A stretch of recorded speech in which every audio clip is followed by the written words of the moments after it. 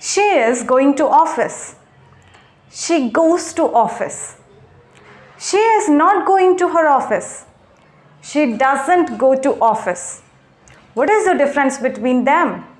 A lot of people get confused using the sentences. ఈ sentences అందరికీ చాలా confusion తెప్పిస్తూ ఉంటాయి. You're going to learn how to use the sentences correctly with me, Anita, today at Smart English Tutorials. English is actually easy here.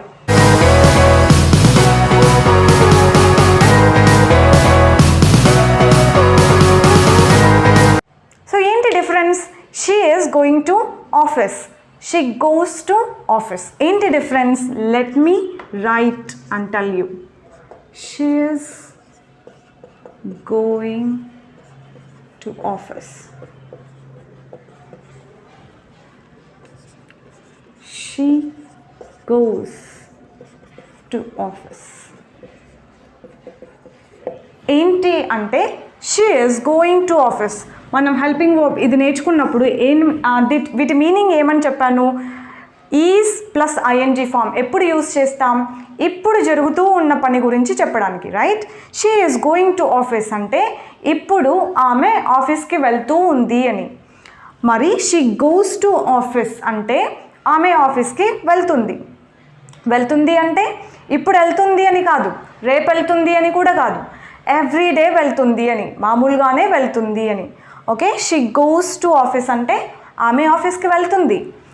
She is going to office అంటే ఆమె ఆఫీస్కి వెళ్తూ ఉంది అని.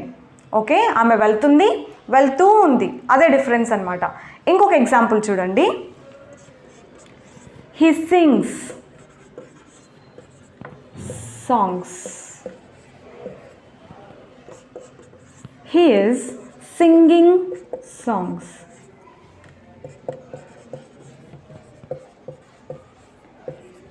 డిఫరెన్స్ ఏంటి?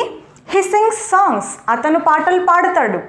హీ ఈజ్ సింగింగ్ సాంగ్స్, అతను పాటలు పాడుతూ ఉన్నాడు. See this is the difference. అతను పాటలు పాడతాడు అంటే ఎప్పుడు పాడతాడని? మామూలుగానే పాడతాడు అని. హీ ఈజ్ సింగింగ్ సాంగ్స్ అంటే అతను ఇప్పుడు పాటలు పాడుతూ ఉన్నాడు అని అర్థం.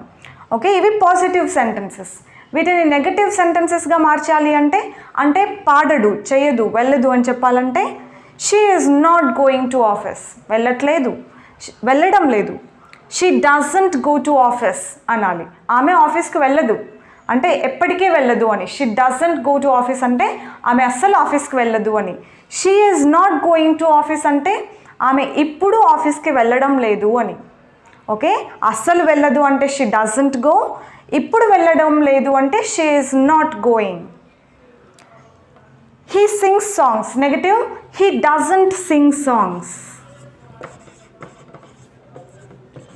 He doesn't sing songs. అతను పాటలు పాడడు, ఎప్పుడు పాడడు అని, అస్సలు పాడడు అని. డజంట్ సింగ్ సాంగ్స్ అంటే పాటలు అస్సలు పాడడు అని. He is not singing songs అంటే అతను ఇప్పుడు పాటలు పాడడం లేదు అని. He is not singing songs, అతను ఇప్పుడు పాటలు పాడడం లేదు అని అర్థం. ఓకే, డస్ ఎప్పుడు కూడా వాళ్ళు రోజు చేసే పనుల గురించి క్వశ్చన్స్ అడగడానికి. ఆ వాళ్ళు కూడా ఎవరు అంటే హీ అండ్ షీ.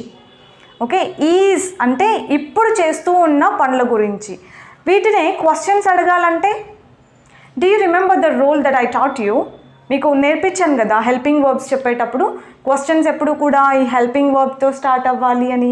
అప్పుడు yes, is she going to office, does she go to office.